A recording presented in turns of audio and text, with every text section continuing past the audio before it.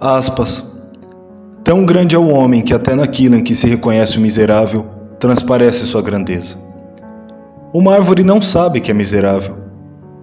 É bem verdade que já há miséria no reconhecimento da miséria, mas há também grandeza na consciência de ser miserável.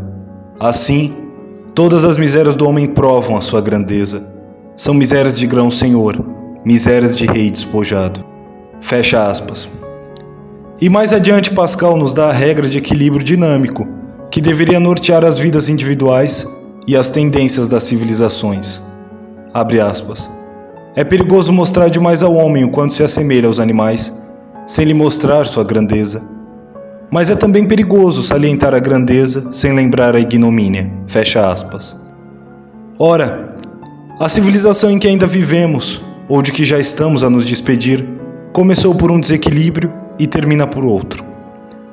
A Renascença foi um surto cultural, uma espécie de explosão de valores, uma febre de emancipação e de exaltação da grandeza do homem, com esquecimento do espírito de temor e penitência. Conforme assinala Burckhardt, o homem da Renascença cultivou, como em nenhum outro período da história, o ideal de fama e de glória. Nessa cultura extrovertida ao máximo, os poetas, dos melhores aos piores, não escondiam a avidez de encômios e a ânsia de lauréis. Os humanistas se nutriam da erudição mais para brilhar do que para saber. Os príncipes do condottieri, quando se guerreavam, traziam sempre algum letrado que, no estilo empolado do tempo, comparasse um deles a Escipião de África e outro a Aníbal, e assim lhes assegurasse uma estridente celebridade. Os navegantes abriam as velas por mares ignotos, para afirmar a glória do homem pela conquista do mundo. Aspas. Ó glória de mandar, ó vã cobiça desta vaidade a quem chamamos fama, diz Camões aos nautas, pela boca de um velho, de aspeito venerando. Mas logo adiante, na abertura do canto 5, esquecido o velho honrado, aspas, abrimos as asas ao sereno e sossegado vento, e do porto amado nós partimos, fecha aspas. Para trás ficava o conselho, a sábia ponderação que se antecipava a Pascal, porque a proa de Vasco da Gama apontava para a riqueza e para a fama. Começava uma nova civilização. Ofuscado pelo ideal novo, pelo novo humanismo que silenciava ou enfeitava com a dor dos barrocos a miséria do homem, para trás ficava o espírito de temor e de humildade. Passam os séculos, a vã cobiça produziu frutos amargos, e hoje nós vemos transmutado em humilhante degradação aquela exaltação dos valores humanos. Para trás ficava o espírito de temor e de humildade. A dialética interna do erro é sempre assim. Produz a oscilação que vai de um desequilíbrio para o desequilíbrio oposto. O homem de hoje compraz-se demais na miséria da humana condição e se esquece de sua grandeza. Depois de ter descoberto com Copérnico e Galileu que o mundo é apenas um pequeno seixo perdido no espaço, depois de se haver alegrado extraordinariamente com a notícia de ser bisneto de símios, depois de ter recebido das mãos de Freud o diploma da irresponsabilidade, depois de se haver tornado escravo das coisas e das máquinas que fez, depois de todas essas conquistas tomadas pelo avesso e transformadas em desmoralizações sucessivas, o artista de hoje se compraz em mexer e remexer a miséria, como se na humana composição só houvesse ignomínia.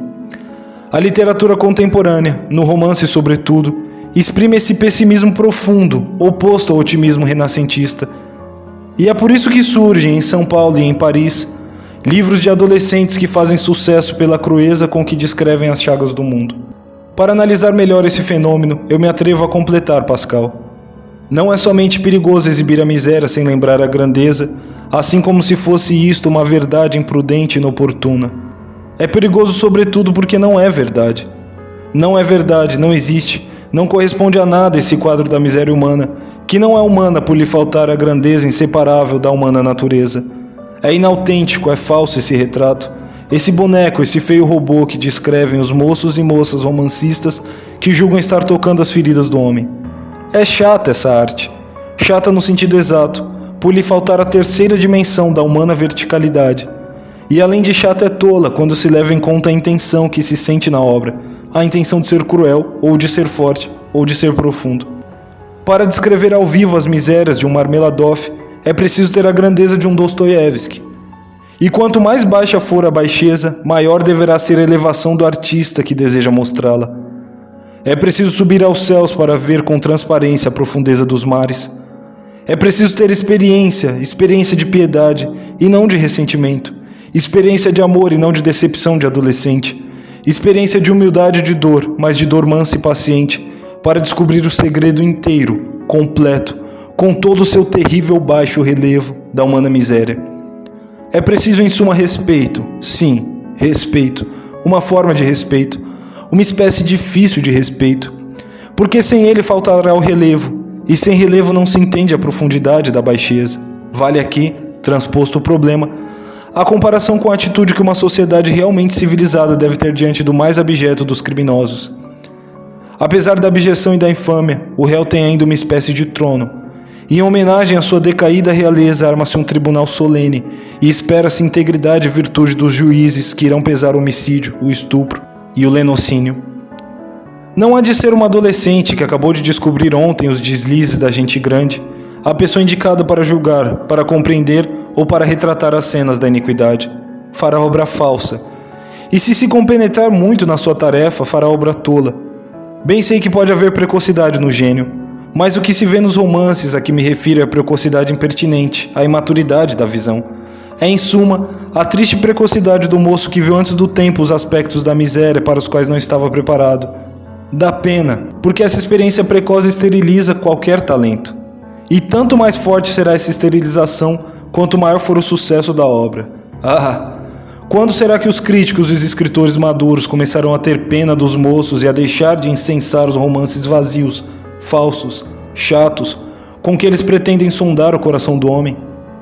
Quando será que os críticos e os escritores de 50 anos perderão o medo horrível de parecer que são reacionários e moralistas?